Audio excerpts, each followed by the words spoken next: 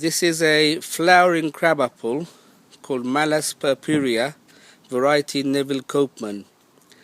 Crabapples are native to England and they don't need very much looking after. They're often found growing wildly in copses and woods. This variety is grown ornamentally. Many councils grow them on the streets and in parks because it has a very attractive purple-pink flowers that come in the spring and they stay throughout the summer. Sometimes you get 2 or 3 flushes of flowers.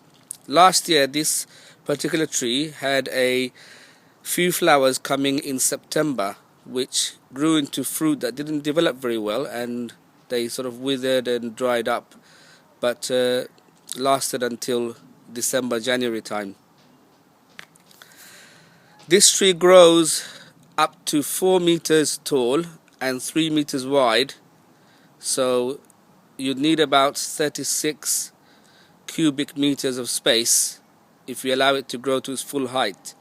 But as this one has been cut back, as you can see, the branches have been cut back to spurs of half a cubit, so that's about 6-7 inches long. If you don't have much space in your garden, then you can cut it back in July or August like this. And this one's being allowed to grow upwards. The new growth at the top hasn't been cut back, but because we don't want to allow it to take 3 meters up sideways, it's been cut back in July, late July. These flowers are just changing color. These fruit, they were pink when they first developed and fluffy. The fluff has gone, and as you can see, the fruit is changing color. Some parts are pinkish, some parts are reddish. In the end, it's going to be a nice, warm, orangey color. And it won't be long now, so it'll be in the next couple of weeks it will turn orange.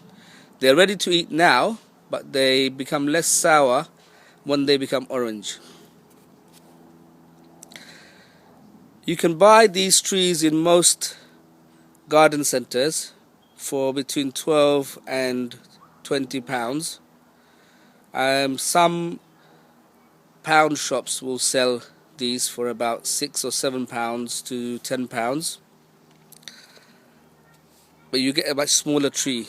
This tree is about 3 years old, and what happens with apple trees is that if you plant them from seed, then you can't tell what kind of fruit you're going to get, because they cross-pollinate, and usually the crab apples, they have more flowers and their DNA is stronger. So if you have the seed from a cooking apple or a desert apple, from that seed, that tree will produce some kind of a crab apple. Now, usually apples are grouped into 4 main groups. So you have big, large apples that are sweetish. They are called desert apples, like Cox's or Golden Delicious. You have large apples that are sour or bitterish to taste, and they need cooking. So they're called cooking apples, like Bramley. And then you have crab apples that are edible, like this one. These fruit are quite tasty. And you have crab apples that are not edible, and there are many of those you find growing on the streets, planted by councils or in parks and copses that are sometimes just self-seeded. And they have very small berries that don't taste very nice, taste very sappy or bitter, or they're so small that you wouldn't even think they were apples.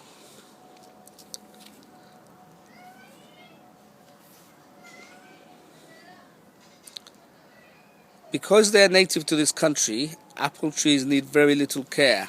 When you first plant them, they'll need watering every day for about the first month. After that, if you water it very thoroughly once a week, so the roots go deep and they become drought resistant, that would be enough.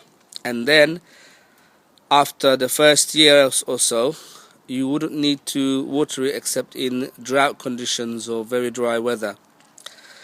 If you want to encourage heavy cropping, then it's advisable to water it with about 10 litres of water, so about 1 bucket full of water every day from when the flowers come up until the fruit is ready to pick, which is about now. This is at the end of the first week in September, and if you leave these fruits on till the end of September, they'll be orange and they'll be a little bit sweeter, but they're ready to eat now.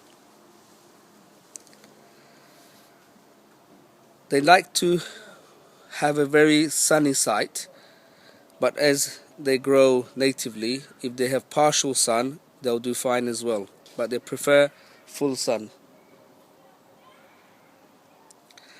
You wouldn't need to prune this normally each year, but only if you want to limit the size, you could prune it back in July or August, as we mentioned earlier. They also benefit from mulching in spring with well-rotted manure or compost to cover the root area. So this is you can see the compost with some weeds have grown over there. This was put there in spring. So this compost allows water to stay longer around the roots and also suppresses the weeds. So there would have been a lot more weeds here if we hadn't put the compost down, because it restricts the light to the seedlings of the weeds. So once in the spring, some mulching is beneficial.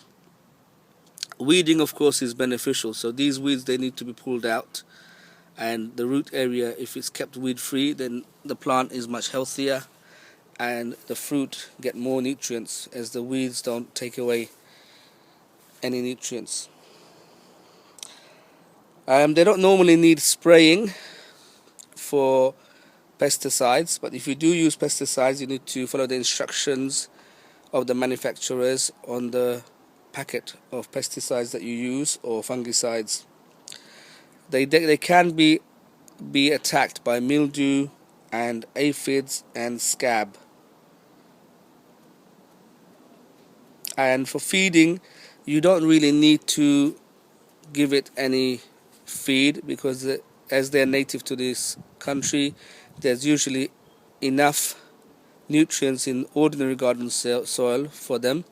But if you want to, you can give them a general purpose fertilizer, top dressing in the spring, just when the flowers come. That will encourage the flowers to last longer and turn into fruit.